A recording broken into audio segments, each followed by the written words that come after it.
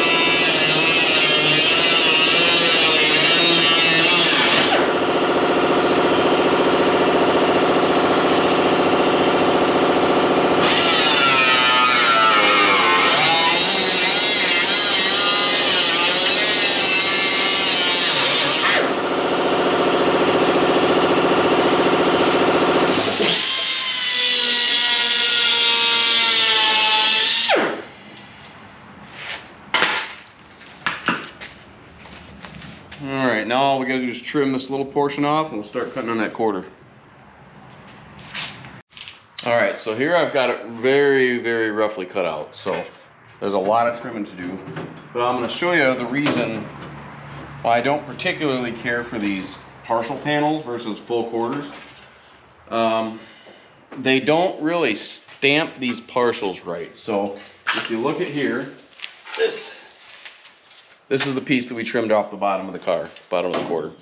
And it still has what's left of the bottom quarter of the quarter panel. Now if you look at this, this is the replacement piece.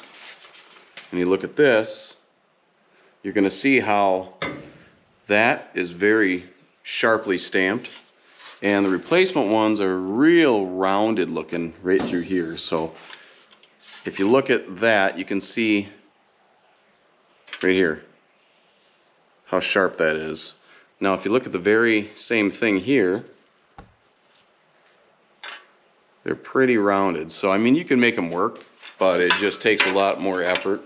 I even kind of thought about maybe just trimming the edge of this off after the quarter's on and trimming that off and welding it in place, but we'll see how well it looks.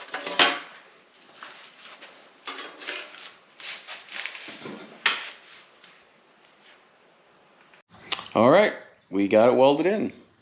So there it is. Welds are ground smooth. I have to do a little bit of body work, but I mean, obviously looks a lot better than that jagged piece of metal hanging there. So I kind of blended this in as much as I could. I'm probably going to do a little bit more work to it. Like I said, I got a little bit of body work to get the contours just perfect, but I mean, nice and solid. I still got to weld it to the inner rocker. But it's far cry better from what it was when I first started, when this whole, that whole quarter section, or corner section of the car was rotted away. The lower quarter was gone, the inner rocker was gone. So now it's looking pretty solid. So plus it's down low. This I'm still out on the fence about what I'm going to do. Like I say, it's pretty ripply through the back of here. So more than likely I'm probably just going to do some body work to it and mud it up. All cars have mud in them. I've just come to accept that, I guess. When I first started building these, I thought, Bondo was a bad thing, but it's not if you know how to use it and you don't go overboard with it. So this should be able to look pretty decent. Okay guys, it's been a couple days since I've been out here and was working on that lower quarter panel. So in the meantime, I did get this piece in. So that's the end of the rear angled brace on the driver's side. It was just too crusty for me, so I ordered one. So I'm going to get that put on. So I kind of switched gears for a little bit and had been working on this the rear differential, trying to get it all cleaned up and doing a lot of sandblasting and painting. And I got the rear axle tube done. Got new bearings pressed on the axles and sandblasted, painted, new wheel studs, and all the rest of the stuff. I got everything to put the rear axle together, and I was actually cleaned up the rear pumpkin and painted it, and then I realized I grabbed the wrong one out of my stash of rear diffs. So this car is going to have a turbo 350 in it, so I wanted kind of a good highway gear, so I wanted to put a 336 in it. I don't have any 308s, otherwise I'd stick that in it. But so I did clean one up real nice, paint it, learned a lesson, cut your pinion gear twice, because this is actually a 370. So it's got the same amount of teeth on the ring gear, 37, but the pinion has 10 teeth, not 11. That one is a 336, has 11 teeth on the ring gear. So I just got done. I just wire brushed it up, cleaned it up. It's actually probably a little bit better shape anyways, but so I'm going to clean that up and paint it and put it in, get the rear differential all put back together, the rear axle I should say, all put together. Got all brand new brakes, everything for it. So I'll go up and I'll show you my stash of center sections on these 55 to 64. They're all interchangeable, and give you a little breakdown on those. Alright, so I'm back up here in the top garage. This is where I got a few of these center pumpkins sitting here. So I wanted to put a posi in it, because who doesn't like a posi? I don't really need it, but they're fun to play with. They're getting expensive. 55 to 64, like I say, is all interchangeable. 55 and 56 never actually had posi. Posi traction came out in 57. And one other thing is, if you do put a posi in a 55 to 56 rear end, they say you have to cut off like an 1/8 inch of the axles. Otherwise, if you don't, they say they could possibly push out of the bearings and the axle could slide out. So I usually do that on mine. That 56 hardtop over there, that's got a P case in it, 411, and I did nip the ends of the axles off just to be safe. But anyways, going back to this rear axle for this window delivery. So I do have, a couple posis here. That's a 411, that's 411. Now I had a couple guys ask me, because obviously I have 336, I've got some 355s, some 370s, why I don't just pull the ring and pinion off of one of those and put it on one of these. Well, the answer to that is you can't, because there are two different series carriers. There's a series 3 and a series 4. Now there's a series 4, that's a series 4, that's a series 4. So on 55 through 64 Chevy rear ends, a series 4 carrier will accept a 411, 456, 488. And it's actually a 4. This is actually a 488. That's 411. And a Series 3 would accept ring gears like 308, 336, 355, 373.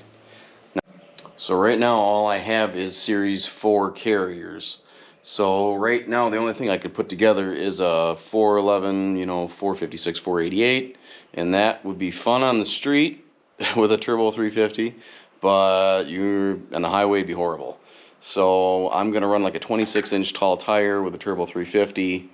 I'm hoping to run around 2,500 RPM at around 60. That should be doable. But yeah, so if I had a Series 3 carrier, I could pretty much put together whatever I wanted. But right now, I don't have any Series 3s, so for now, I guess I'll just put that open 336 in it and call it good. I'll only leave one mark if I ever decide to do a burnout, but I probably won't anyway, so there's that. Okay guys, I think that's going to do it for me for this video. It is hot out today. It's like record temperatures. I think it was 98 degrees and really humid. So I did actually manage to get some primer on that. So I think I'm going to let that dry up. I'm going to go in and get cleaned up. Next thing I think, the next video you'll probably see is I decided this weekend is supposed to be really nice. So I'm going to get out here and I'm going to suit up and I'm just going to sandblast this frame by myself and get it done. So, because once it's painted, I have everything brand new to put the whole rolling chassis together. And I think I'll probably actually get that short brace piece in too, so I can get the bottom side of that buttoned up and blasted. And then I can put the body back on the frame, which that was my whole goal with this, is quick turnaround. So, all right guys, thanks for watching. I'll see you next time. Remember, like and subscribe. Thanks. Bye.